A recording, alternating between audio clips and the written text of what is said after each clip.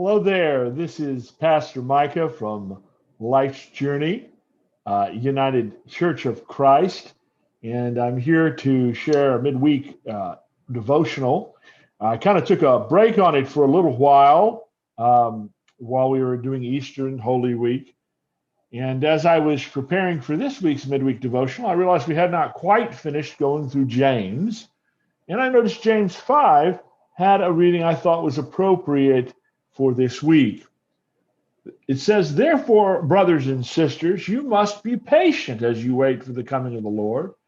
Consider the farmer who waits patiently for the coming of rain in the fall and in the spring, looking forward to the precious fruit of the earth. You also must wait patiently, strengthening your resolve, because the coming of the Lord is near. Don't complain about each other, brothers and sisters, so that you won't be judged. Look, the judge is standing at the door. Brothers and sisters, take the prophets who spoke in the name of the Lord as an example of patient resolve and steadfastness. Look at how we honor those who have practiced endurance. You have heard of the endurance of Job, and you have seen what the Lord has accomplished, for the Lord is full of compassion and mercy." But James here highlights lessons about our relationship with God nature can teach us, about our need for patience, as well as God's patient love for you, for me, and for all of creation. These words from James remind me of a beautiful poem by the Muslim poet Rumi. It goes like this: "Everyone has eaten and fallen asleep. The house is empty. We walk out to the garden to let the apple meet the peach, to carry messages between rose and jasmine. Spring is Christ, raising martyred plants from their shrouds, their mouth open in gratitude, wanting to be kissed. The glow of the rose and the tulip means a lamp is inside. A leaf trembles. I tremble in the wind beauty like silk from Turkestan. The censer flames, fans into flame. The wind is the Holy Spirit. The trees are merry. Watch now husband and wife play subtle games with their hands. Cloudy pearls from Aden are thrown across the lovers, as is the marriage custom. The scent of Joseph's shirt comes to Jacob. A red carnelian of Yemeni laughter is heard by Muhammad in Mecca. We talk about this and that. There's no rest except on these branching moments." This week is the annual celebration of Earth Day on Thursday, April 22nd, which you'll get this message either the day before, the day of, or the day after, most likely. And often we talk on Earth Day about the need to protect and care for the environment. This connects with the reading from James, in that the work of caring for the earth, of working to clean and repair our world after our use and misuse of it, is important, but it takes our patience and persistence, not giving up, especially in a day and age in which many overlook it and many voices call out to us, telling us not to worry about our planet. In James' example, as well as Rumi's, they discover in nature lessons from God. And this is a reminder that one way to keep this patience is to discover nature as a place where we can connect with God and discover our deepest selves. In his book on the environmental crisis, Pope Francis at one point reminds his readers that for most of Christian history, our wisest teachers were Christians who lived close to nature, recognizing that in nature is God's presence in a special way, uniquely shining through. For instance, Jesus in the wilderness for 40 days is said by Mark in his gospel to have lived peaceably among the wild animals there.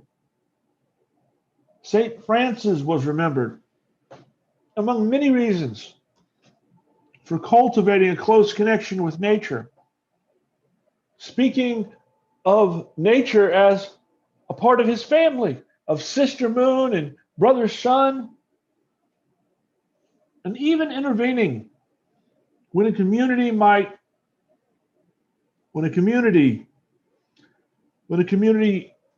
encountered a wild wolf and considered killing it, working to help heal the broken relationship between the community and the wild animal, which was in a way a symbolic of the church's role it's intended to have of healing the barrier between nature and humanity. And those are just two examples.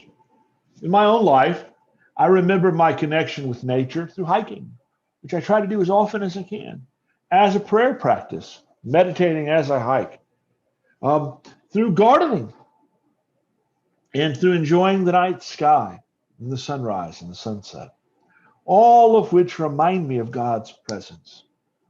Seen in this way, not only is nature and the environment a resource that we can depend on for life, which we should preserve for other generations, but also it is another book of revelation alongside the Bible. And it is the ultimate sanctuary whose art speaks of God that we must both visit and preserve for others. In closing, I want to share with you a song that really has always spoke to me. And it speaks about our need to care for nature or the universe. And it is by Gregory Alan Isaacoff. So just listen to this song as I share it. And I hope that this song opens up your heart and mind a little bit. It's going to take just a second to get to the correct link. And now listen to this song, and I hope it speaks to you.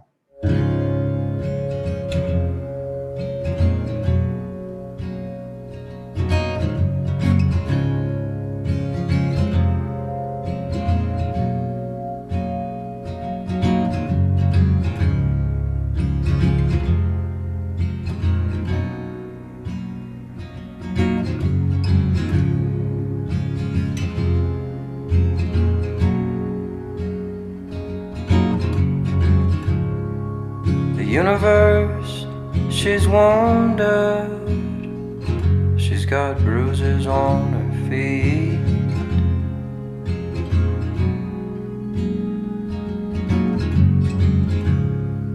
I sat down like I always did and tried to calm her down.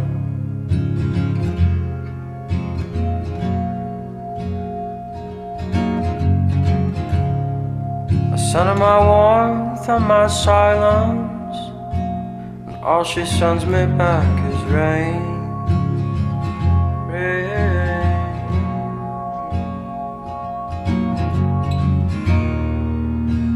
The universe, she's wounded.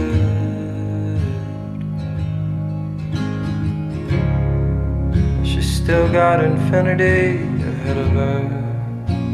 She's still got you and me.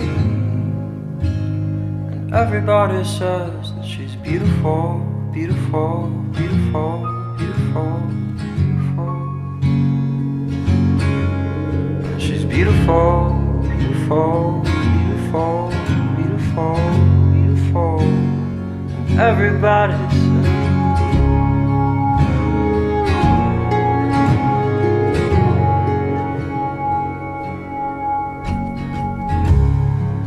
the universe, she's dancing now. They got her lit up on the moon. They got stars doing cartwheels, all the nebulas on the tomb. The universe, she's whispering so softly, I can hear all the croaking insects, all the taxi cabs, all the bums spent change, all the boys playing ball in the alleyway.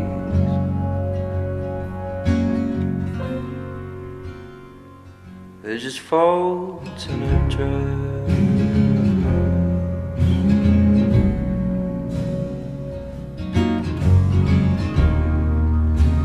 The universe she's wounded, but she's still got infinity ahead of her. She's still got you and me. Everybody says that she's beautiful, beautiful, beautiful, beautiful, beautiful. Oh, she's beautiful, beautiful, beautiful, beautiful, beautiful. And everybody says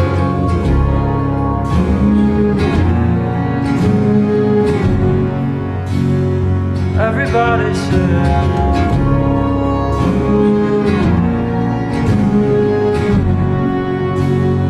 everybody says yeah.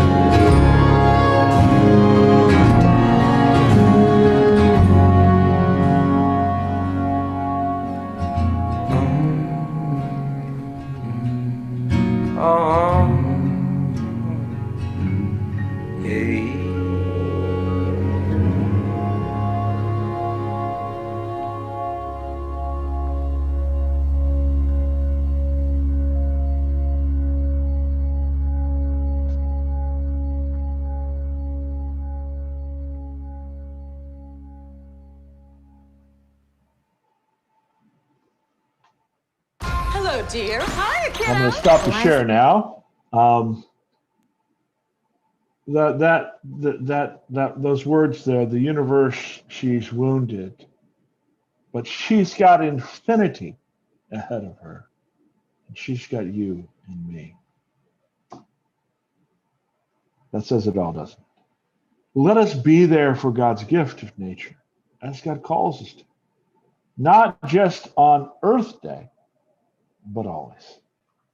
Look forward to seeing you soon. Hopefully, many of you will be there this Sunday, weather permitting, for our worship on the lawn.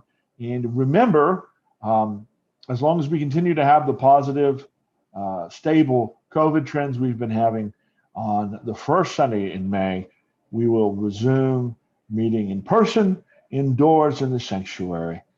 And look forward to seeing you all there. God bless.